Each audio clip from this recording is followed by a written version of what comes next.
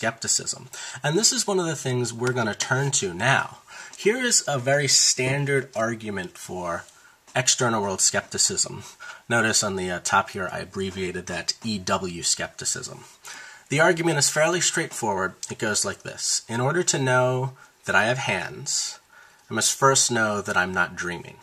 Premise 2, though, says, I might be dreaming, for all I know, so the conclusion is that I don't know I have hands. Now, as it stands right now, this doesn't look like a general argument for widespread skepticism, but let me just sort of say that a lot of these specific claims in here are just sort of stand-ins for more general things. So, for instance, take the claim, I have hands.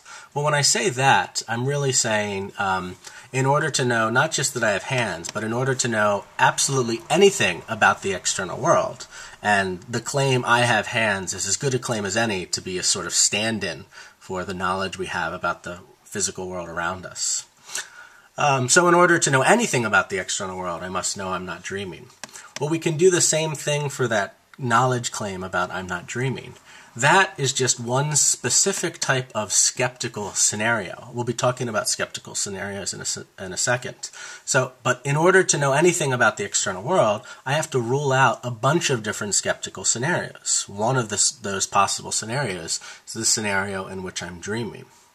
Well, turning to premise 2, that says I might be dreaming, that means that I might be in one of those skeptical scenarios. In other words, I can't rule out any of those types of skeptical scenarios. So our conclusion, where in our first version of this argument was just talking about I have hands, we're going to generalize that now to be anything about the external world. So here's a more robust version of the argument for external world skepticism. In order to know absolutely anything about the external world, like I have hands, I must first rule out that I'm in any skeptical scenario, a scenario like where I'm dreaming. But it turns out, according to premise 2, that I can't rule out any of these skeptical scenarios. I can't rule out the possibility that I'm dreaming. So, conclusion, I don't know anything about the external world. All right, so this argument's straightforward. I hope you understand it. Let's move on to try to evaluate this argument to see whether we think it's any good or any bad. And just a reminder, whenever we evaluate an argument, we have 2 separate tests. We first want to check the argument's structure to see whether the premises provide good, solid information to logically lead us to the conclusion. And then we want to check the premises to see whether the information in the premises is actually true or whether it's false or questionable. Let's do the structure first. I've turned this argument into A's and B's just to sort of highlight the underlying structure. In order to know A, I must B. Remember, A was to know anything about the external world, and B is I have to rule out those possibilities, those crazy skeptical scenarios. Premise 2 is I can't B, that is, I can't rule out those possibilities. So our conclusion is I don't know A. I don't know anything about the external world. Is that a good structure or a bad structure? Think about this to yourself before I turn to the next slide. In order to know A, I must B. I can't B, therefore I don't know A. Good or a bad structure? Well, this seems to be a pretty good structure. A requirement for knowing A is B, and if you can't B, that means that requirement isn't met, so you don't know A. That seems like a really nice logical structure. A depends on B. Since B can't happen, A can't happen as well. All right, so the structure seems good. Let's try and evaluate the truth of each premise. Premise 1, in order to know anything about the external world, must rule out skeptical scenarios. Do you think that's true? Do you think it's false? Do you think it's a questionable claim? Let's try to figure out a little bit more about what this means. Here we're going to dive into a little bit about what a skeptical scenario is. So, the book talks a little bit about this. I think it refers to universal belief falsifiers. But a skeptical scenario, for the purposes of what we're talking about here, is a possible situation where all my 5 senses are completely misleading me about what's going on around me. My cat is meowing in the background. Hi, cat. So there are a bunch of examples of these skeptical scenarios that might help highlight this idea about our senses completely misleading us. Our five senses are sight, taste, smell, hearing, feeling. Did I get them all? I think I got them all. And dreaming is a case where our senses sometimes completely mislead us. We're in a dream and we think we're fighting off the giant ogre to save the day and win the hearts and minds of all those around us, when in reality we're not doing anything of the kind. In reality, our eyes are closed and we are sitting relatively still in bed, not really moving around at all.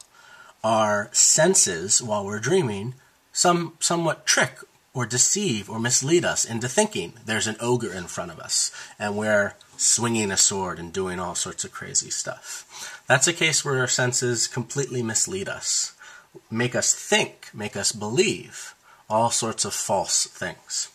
Other scenarios that philosophers like to throw around, this brain-in-a-vat scenario that got discussed right at the beginning of this chapter on knowledge, right there on page 50, I believe.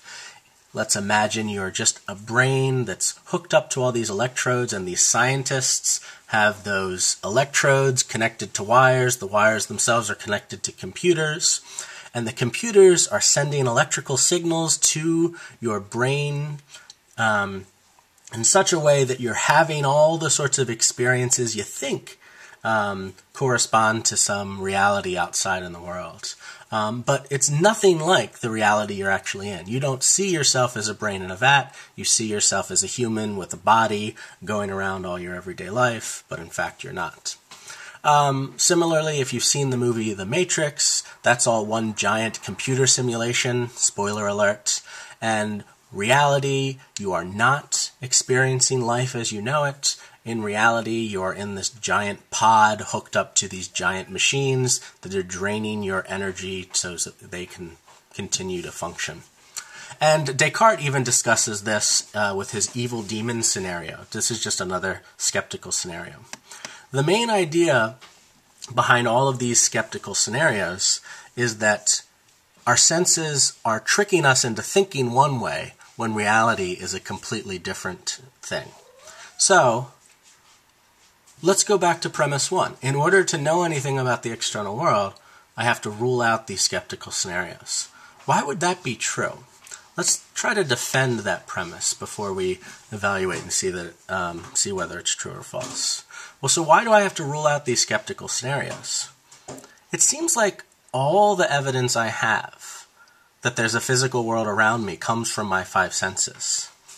Imagine if you got rid of all five of your senses. You couldn't see anymore, you couldn't hear anymore, you couldn't touch anything around you, you had no feeling or touch sensitivity, you couldn't taste anything, you couldn't smell anything. If all your five senses were removed, would you have any evidence at all that there's a physical world around you? Would you be able to know that you're still hanging out in Philadelphia? Would you be able to know that you still have hands? Would you be able to know that you still have a body? Would you be able to know that there's still any physical world at all? It doesn't seem like you could. It doesn't seem just by thinking alone, without any use of your five senses, that you'd be able to figure out that there's a physical world. All the evidence we have of the world seems to come from those senses.